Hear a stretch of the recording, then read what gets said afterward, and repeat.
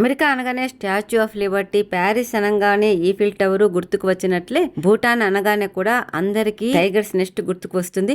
జానపద కథలలో వర్ణించినట్లుగా ఉండే కట్టడము, దాని వెనుక చరిత్ర విన్న వాళ్ళు ఎవరైనా భూటాన్ కు వచ్చినప్పుడు తప్పకుండా టైగర్స్ నెస్ట్ దర్శించాలి అనుకుంటారు. వాతావరణ పరిస్థితుల కారణంగా ట్రెక్కింగ్ చాలా దూరం చేయవలసి రావడం చేత ఇది చాలా మందికి అందరిని ద్రాక్ష పండుగానే మిగిలిపోతూ ఉంది. అయితే మేము మాత్రము భూటాన్ టూర్ అనుకున్నప్పటి నుండి టైగర్స్ నెస్ట్ చూడాలి అనే ఉద్దేశంతోనే వచ్చాము. కాబట్టే మేము ఈ రోజు టైగర్స్ నెస్ట్ ప్రోగ్రాం వేసుకున్నాము. 8 రోజుల మా భూటాన్ టూర్ లో భాగంగా 6వ రోజు మేము పారో నుండి పారో తక్సంగ్ అంటే టైగర్స్ నెస్ట్ కి బయలుదేరాము. ఇంతవరకు చేసిన 5 రోజుల భూటాన్ యాత్ర వీడియో పైన కార్డ్స్ లో ఇస్తున్నాను. ఎవరికైనా ఇంట్రెస్ట్ ఉంటే తప్పకుండా చూడండి. ఈ రోజు మార్నింగ్ లేస్తూనే మేము టైగర్స్ నెస్ట్ కి బయలుదేరాము. మాకైతే ఎంత సమయం పడుతుందో తెలీదు, అసలు చివరి వరకు వెళ్తామో లేదో కూడా అర్థం కాలేదు. ఈ టైగర్స్ నెస్ట్ పారో పట్టణం నుండి దాదాపు 10-11 కిలోమీటర్ల దూరంలో ఉంటుంది. అంటే అది బేస్ క్యాంప్ మాత్రమే. అక్కడ నుండి 5 నుండి 6 కిలోమీటర్లు పైకి ట్రెక్కింగ్ చేయాల్సి ఉంటుంది. దాదాపు 3 నుండి 4 గంటలు పట్టొచ్చు ట్రెక్కింగ్ కి అని చెప్పారు. టైగర్స్ నెస్ట్ ని తక్సంగ్ లేదా పారో తక్సంగ్ అని కూడా అంటారు.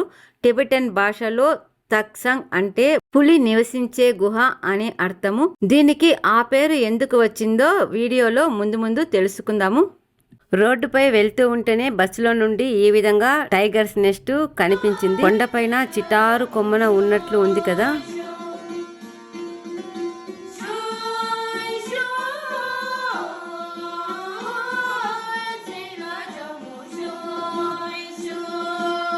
బేస్ క్యాంప్ కి వెళ్ళేటప్పుడు మనము పారో రివర్ ని దాటి వెళ్లాల్సి ఉంటుంది. ఇక్కడ కనిపిస్తున్నదే పారో రివర్. దీన్నే పాచు అని కూడా అంటారు. చూ అంటే భూటానీస్ లో నీరు లేదా నది అనే అర్థం వస్తుంది. పారో పట్టణం గుండా ప్రవహిస్తుంది కాబట్టి దీన్ని పారో చూ అంటారు. ముద్దుగా పాంచు అని కూడా పిలుచుకుంటూ ఉంటారు.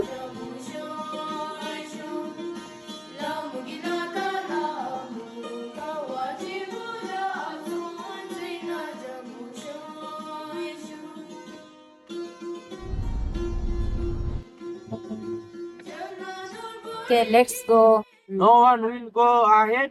No one will remain at the back. So we'll go together. We'll pull them. And in a tiger's nest. Paro తక్సంగ్ వెళ్ళాలంటే మనకు గైడ్ తప్పనిసరి. ఒక్కొక్కరికి 1000 రూపాయలు ఎంట్రీ ఫీజు ఉంటుంది. టైగర్ నెస్ట్ బేస్ క్యాంపు చేరుకున్నాము. మేము అక్కడికి చేరేసరికి సరిగ్గా 8:30 గంటలు అయ్యింది. అప్పటికే చాలా బస్సులు, కార్లు వచ్చేసి ఉన్నాయి. అంటే చాలా గ్రూప్స్ అప్పటికే స్టార్ట్ అయిపోయాయి. ఒకే ఒక కట్టెల షాపు, కట్టెలు రెంట్కి ఇస్తూ ఉన్నారు. ఒక్కొక్క కట్టె 100 రూపాయలని అందరము రెంట్కి తీసుకున్నాము. ఇలాంటి ట్రెక్కింగ్ చేసేటప్పుడు కట్టెలు కంపల్సరీ అని మనకందరికీ తెలుసు. బయలుదేరాము ట్రెక్కింగ్కి. ఎలా వెళ్తామో ఏమో చూడాలి.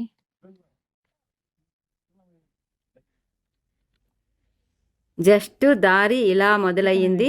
నడవడానికి కొద్దిగా కష్టమైన వారి కోసము గుర్రాలు కూడా ఉన్నాయి. అయితే ఈ గుర్రాల పైన ప్రయాణము పూర్తిగా వెళ్ళలేము. అర్ధం దారి వరకే వస్తాయి. అర్ధం తర్వాత దారి చాలా సన్నగా, చాలా వరకు మెట్లుగా ఉంటుంది. అందుకే గుర్రాలు ఎక్కువగా వెళ్ళలేవు. అందుకే చాలా మంది కాలినడక ద్వారానే వస్తూ ఉన్నారు. మాకు కనిపించినంత దూరం కూడా ఎక్కువగా గుర్రాలు అయితే కనిపించలేదు. ధనుర్మాసంలో మనకు పల్లెల్లో అక్కడక్కడ కనిపించేలాంటి దృశ్యమే అక్కడ కనిపించింది. పచ్చని కొండల మధ్య విపరీతమైన చలి, వెచ్చని చలిమంట. ఎక్కడో దూరంగా టైగర్స్ నెస్ట్ సీన్ అయితే అదిరింది కదా.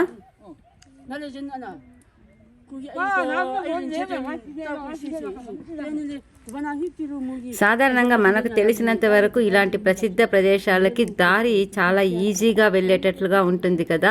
అయితే ఇక్కడ అందుకు విరుద్ధంగా ఎన్నో వందల సంవత్సరాలుగా వాడే రహదారే ఇప్పుడు కూడా టైగర్స్ నెస్ట్ వెళ్ళడానికి ఉంటుంది. అందుకు ప్రధానమైన కారణము భూటాన్ వాసులు పర్వతాలని దేవతలుగా ఆరాధిస్తారు. అందుకే అక్కడ ఏవైనా నిర్మాణాలు చేపట్టడం కానీ, రోడ్డు లాంటివి వేయడం కానీ అస్సలు చేయరు. అలాంటివి నిషిద్ధం కూడా.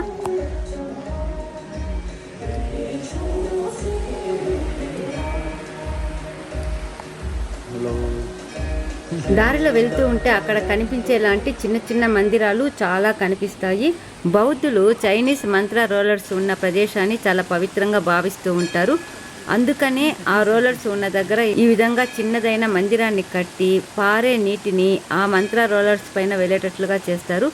బయటకు వచ్చిన నీటిని తీర్థంగా స్వీకరిస్తూ ఉంటారు. మందిరం లోపల రంధ్రాల ద్వారా చూసినప్పుడు చైనీస్ మంత్ర రోలర్ తిరుగుతూ ఉండడం చూడొచ్చు. ఇలాంటి మందిరాలు ఈ కొండపైన దాదాపు 40 నుండి 50 వరకు ఉన్నాయని చెప్పారు.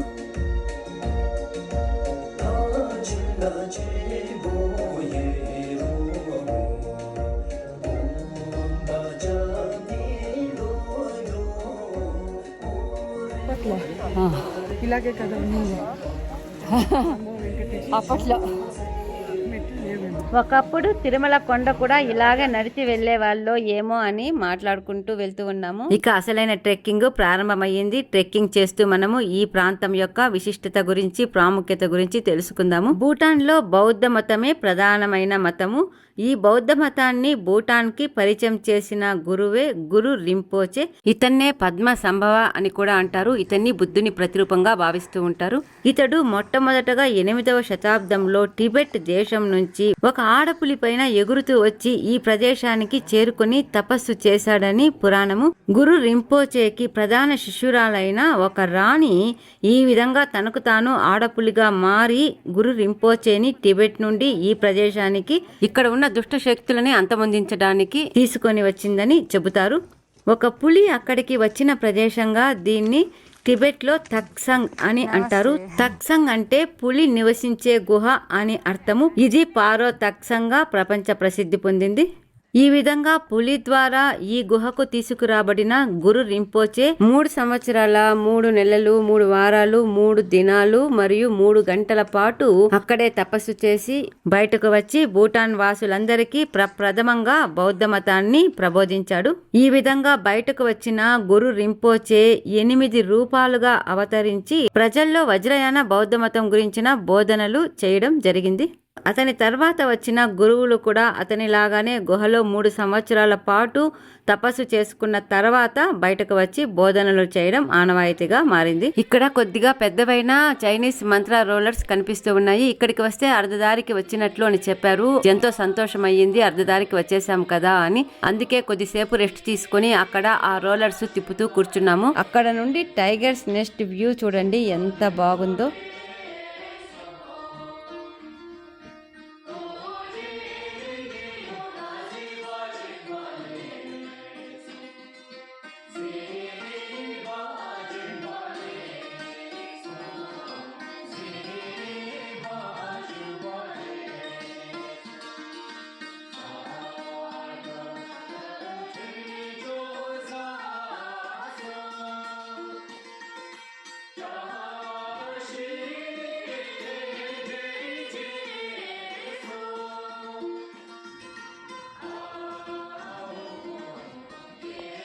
ఇప్పుడు అక్కడ కనిపిస్తున్న టైగర్ నెస్ట్ దగ్గరికి వెళ్ళబోతూ ఉన్నాము. ఇప్పటికి హాఫ్ వే వచ్చామంట. ఈ కఫే కనిపిస్తే హాఫ్ వే అని చెప్పారు. అక్కడ దూరంగా కనిపిస్తున్నది కదా, అదే కెఫే. దాని వెనకాల దూరంగా కనిపిస్తున్నది అదే టైగర్ నెస్ట్. ఈ నేచరు అంతా కూడా జీవితంలో ప్రతి ఒక్కరు చూసి ఆనందిస్తే బాగుండు అనిపిస్తూ ఉంది. ఈరోజు వైకుంఠ ఏకాదశి. అనుకోకుండా వైకుంఠ ఏకాదశి రోజు ఈ గురు రింపోచే ఉన్న ఈ టైగర్ నెస్ట్ చూడాల్సి రావడము మా అదృష్టము. ఎంతో బ్లెస్డ్గా ఫీల్ అవుతూ ఉన్నాము. మేమందరం గోవిందా చెప్పుకుంటూ విష్ణు సహస్రనామాలు చదువుకుంటూనే వెళ్తూ ఉన్నాము. చాలా బాగుంది నిజంగా. Tiger NEFT super. 7 కొండలు ఎక్కినట్లే ఫీల్ అవుతూ ఉన్నాం మేమైతే. గుర్రాలలో వచ్చేవాళ్ళు కేవలం అర్ధదారికే వస్తారు అని చెప్పుకున్నాం కదా. గుర్రాలలో వచ్చేవాళ్ళు ఇక్కడ నిలిచిపోవాల్సి ఉంటుంది. ఇక్కడ నుండి కేవలం నడకదారి మాత్రమే పైకి వెళ్ళడానికి. ఇక్కడ ఉన్న 2 దారుల్లో కుడివైపున ఉన్నది కెఫేకి వెళ్ళడానికి, ఎడమవైపున ఉన్నది డైరెక్ట్ గా తక్సంగ్ వెళ్ళడానికి. మేమైతే కెఫే దారి తీసుకున్నాము. కెఫేకి వెళ్ళి అక్కడ కాఫీ స్నాక్స్ తీసుకొని తిరిగి బయలుదేరాము. ఈ కెఫేకి ఇంకొక ఇంపార్టెన్స్ ఏమంటే, నడవలేని వాళ్ళు చాలా మంది గుర్రాలలో ఇక్కడ వరకు వచ్చి ఈ కెఫే దగ్గర చాలా దగ్గరగా టైగర్స్ నెస్ట్ కనిపిస్తూ ఉంటుంది. దాని దగ్గర ఫోటోలు తీసుకొని తిరిగి హార్సెస్ పైనే వాపస్ వెళ్ళిపోతూ ఉంటారు. ఇక మేము కెఫే నుండి బయలుదేరి తిరిగి పైకి వెళ్తూ ఉన్నాము. మా నడక తిరిగి స్టార్ట్ అయింది. మన కథ కూడా తిరిగి ప్రారంభిద్దామా. 8వ శతాబ్దంలో టిబెట్ నుండి పులి మీద ఎగురుతూ ఇక్కడికి వచ్చి చేరిన గురు రింపోచే ఆ తర్వాత కాలంలో బౌద్ధ మతాన్ని విరివిగా వ్యాప్తి చేయడంతో భూటాన్ లో ఉన్న వాళ్ళందరూ కూడా గురు రింపోచేని అతని సూత్రాలని ఆరాధించడం మొదలు పెట్టారు. ఈ విధంగా టైగర్ నెస్ట్ గురు రింపోచే తపస్సు చేసిన ప్రదేశంగా, తపస్సు చేసిన తర్వాత 8 రూపాలలో భక్తులకు దర్శనమిచ్చిన పవిత్ర స్థలంగా, ఆ తర్వాత వచ్చిన గురువులకు కూడా ఆవాసంగా ఉండేది. ఈ విధంగా కొనసాగుతూ వస్తున్న టైగర్స్ నెస్ట్ని 1692వ సంవత్సరంలో పునాకాను పరిపాలిస్తున్న టెన్జిన్ రగ్బే అనే రాజు దర్శించడం జరిగింది. ఈయన గురు రింపోచేకి పరమ భక్తుడు. ఆయన ఈ ప్రదేశాన్ని సందర్శించిన రోజే పునాది రాయి వేసి ఇక్కడ దేవాలయాన్ని నిర్మించడం జరిగింది.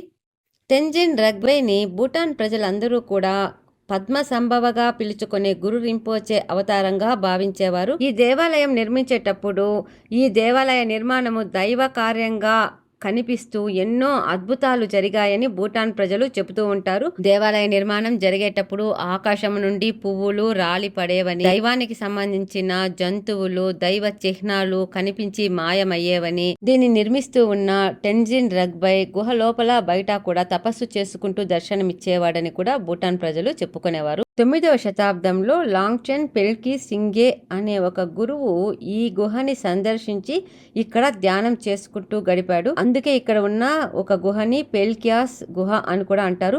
ఇతడు నేపాల్లో ఉన్నప్పుడు భౌతిక దేహాన్ని విడిచిపెట్టడం జరిగింది. అయితే ఎంతో విచిత్రంగా అతని భౌతిక శరీరము అక్కడ మాయమయ్యి టైగర్స్ నెస్ట్లో దర్శనమివ్వడం జరిగింది. ఆయన భౌతిక శరీరాన్ని ఇక్కడే ఉన్న ఆ పెల్క్యాస్ కేవ్లో ఒక స్తూపంలో భద్రపరచడం జరిగింది. ఇప్పటికీ ఆ స్తూపాన్ని టైగర్స్ నెస్ట్లో ఉన్న 4 మందిరాల్లో ఒక మందిరంలో మనం చూడొచ్చు. వావ్, మేము టైగర్స్ నెస్ట్కి అతి దగ్గరగా వచ్చేసాము. ఇక్కడ నుండి చూస్తే టైగర్స్ నెస్ట్ చాలా దగ్గరగా కనిపిస్తూ ఉంది. కానీ ఇక్కడ నుండే అక్కడికి వెళ్ళడానికి చాలా కష్టమైన మార్గము ఉంది.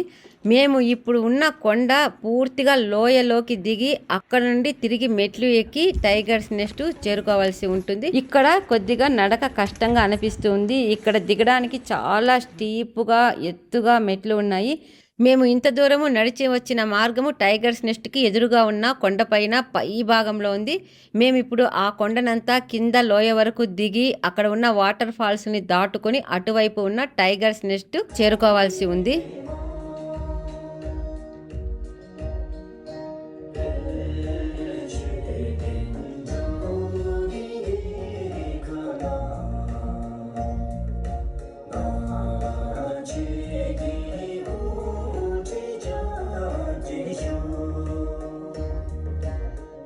ఎనిమిదవ శతాబ్దంలో గురు రింపోచే చేత ప్రారంభమైన ఈ దేవాలయము తర్వాత ఎంతో ప్రసిద్ధి పొందింది. టిబెట్ నుండి ఎంతో ప్రఖ్యాతి పొందిన గురువులు, యోగినులు ఈ ప్రాంతాన్ని సందర్శించేవారు. 1692వ సంవత్సరంలో టెన్జిన్ రగ్బై ఇక్కడ దేవాలయము నిర్మించిన తర్వాత ఆ దేవాలయము 1998 వరకు ఉండేది. 1998వ సంవత్సరంలో జరిగిన అగ్ని ప్రమాదంలో ధ్వంసం అవ్వడంతో దాన్ని తిరిగి 2500 సంవత్సరానికి పునరుద్ధరించడం జరిగింది.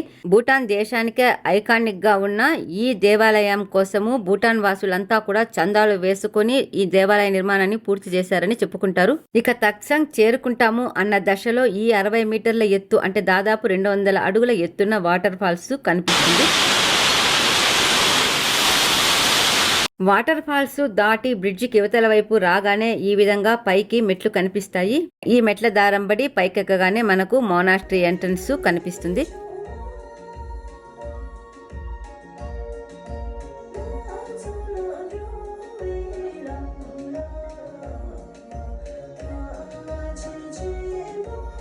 ఇక్కడ కనిపిస్తున్న మెట్లెక్కి పైకి వెళ్తేనే మనము తత్సంగ్ చేరుకుంటాము. మెట్ల పక్కగా ఉన్న రూమ్లోనే మనము మన కెమెరాలు, షూలు, మనం తెచ్చుకున్న కట్టెలు లాంటివన్నీ భద్రపరచాల్సి ఉంటుంది. మెట్ల పైన కనిపిస్తున్నది కదా, అదే తత్సంగ్ యొక్క మొదటి మందిరము. తత్సంగ్లో ప్రధానంగా 4 మందిరాలు ఉంటాయి. ప్రతి మందిరానికి తిరిగి మెట్లెక్కాల్సి ఉంటుంది. ప్రతి మందిరానికి కొండ చివరి వైపున బాల్కనీలు, కిటికీలు ఉంటాయి. అక్కడ నుండి ప్రకృతిని చూసినప్పుడు అదుర్స్ అని అనిపించక మానదు.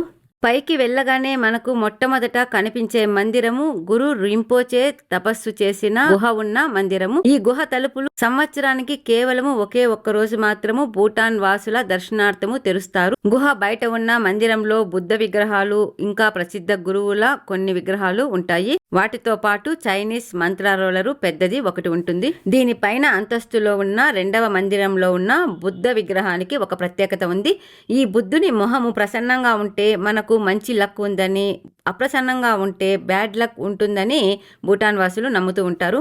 3 సంవత్సరాలు మెడిటేషన్ చేసిన తర్వాత గురు రింపోచే బయటకు వచ్చి 8 అవతారాలలో భక్తులకు దర్శనమిచ్చాడని చెబుతారు. ఈ 8 అవతారాల వర్ణ చిత్రాలు మనకు 3వ మందిరంలో కనిపిస్తాయి. ఈ మందిరాన్ని ఎక్కువగా ధ్యాన మందిరంగా కూడా ఉపయోగిస్తూ ఉంటారు. ఇక 4వ మందిరంలో లాంగ్షన్ పెల్కి షింగే యొక్క చార్టెన్ అంటే స్తూపమున్న టెంపుల్ ఉంటుంది. ఈ మందిరాలతో పాటు దీపాలు వెలిగించే మందిరము, చివరిగా కుబేర సూర్య మందిరాలు కూడా ఉంటాయి. టైం కరెక్ట్గా 4:30 అయ్యింది. మార్నింగ్ 8:30కి బయలుదేరిన వాళ్ళము. తిరిగి వచ్చేసరికి మేము వచ్చిన టైము ఇది. ఇప్పుడే కిందికి దిగి వచ్చినాము. మేము బయలుదేరినప్పుడు 8:30 అయ్యింది. తిరిగి వచ్చినప్పుడు 4:15 అవుతూ ఉంది. ఇంతసేపు ఆల్మోస్ట్ నడుస్తూనే ఉన్నాము, మెట్లు దిగుతూ ఉన్నాము, ఎక్కుతూ ఉన్నాము. అట్లా జరిగింది. చాలా డిఫికల్ట్ అయినా ఎలాగో సాధించేసాము. ఇప్పుడు అక్కడ కనిపిస్తున్న చూడండి, దూరంగా కొండపైన అక్కడికి వెళ్ళి వచ్చాము ఇప్పుడు మేము. అక్కడ అంతా అయిన తర్వాత డిస్టెన్స్ 12 కిలోమీటర్లు వెళ్ళి రావడానికి చూపించింది. దూరం అయితే ఎక్కువ కాదు కానీ ఎక్కువగా అప్స్ అండ్ డౌన్స్ ఉండడం చేత చాలా కష్టము అనిపిస్తూ ఉంటుంది. సత్సంగ్ సముద్ర మట్టానికి దాదాపు 3120 మీటర్ల ఎత్తు ఉంటుంది. ఈ రోజు ఇక్కడ చలి 0 degrees గా ఉంది. వెళ్ళేటప్పుడు అంత చలి అనిపించలేదు కానీ దిగి వచ్చేటప్పుడు మాత్రం చాలా చలిగా ఉంది. అదే విధంగా తక్సంగ్ లో కూడా చలి చాలా ఎక్కువగా ఉంది. పొద్దున్న చలిమంట కాచుకున్న ప్రదేశము ఇప్పుడు ఖాళీగా ఉంది. అదిగో మేము బస్ ఎక్కాల్సిన బేస్ క్యాంప్ వచ్చేసింది. భౌతిక జ్ఞాపకాలు, మేము తీసుకున్న ఫోటోలు, వీడియోలు అయితే ఇంతటితో పూర్తయిపోయాయి. కానీ మానసికంగా మేము పొందిన అద్భుతమైన అనుభూతి, గొప్ప అనుభవం తాలూకు పాజిటివ్ వైబ్స్ మాత్రము మాకు జీవితకాలంలో శాశ్వతంగా గుర్తుండిపోతాయి. ఎక్కడో బుక్స్ లో చదివినట్లు మాకు గమ్యస్థానం చేరుకున్నప్పటి ఆనందం కంటే ఆ గమ్యస్థానాన్ని చేరుకోవడానికి మేము చేసిన అద్భుతమైన ప్రయాణమే ఎంతో ఎంతో ఆనందాన్ని ఇచ్చింది. ఇంతటి అద్భుతమైన ప్రదేశాన్ని చూడగలిగే అవకాశాన్ని, శక్తిని ఇచ్చినందుకు ఆ భగవంతునికి కృతజ్ఞతలు తెలుపుకుంటూ, ఇంతవరకు చూస్తున్న మీకు కూడా కృతజ్ఞతలు తెలుపుకుంటూ ఈ వీడియో ఇంతటితో ముగిస్తూ ఉన్నాను. తొందరలో ఇంకో మంచి వీడియోతో మళ్ళీ కలుద్దాం. అంతవరకు సెలవు. ఇంతవరకు విజ్జీ విండోస్ని సబ్స్క్రైబ్ చేసుకోకుండా ఉంటే తప్పకుండా సబ్స్క్రైబ్ చేసుకోండి. పక్కనే ఉన్న బెల్ ఐకాన్ ప్రెస్ చేయండి. Thank you very much. Bye bye.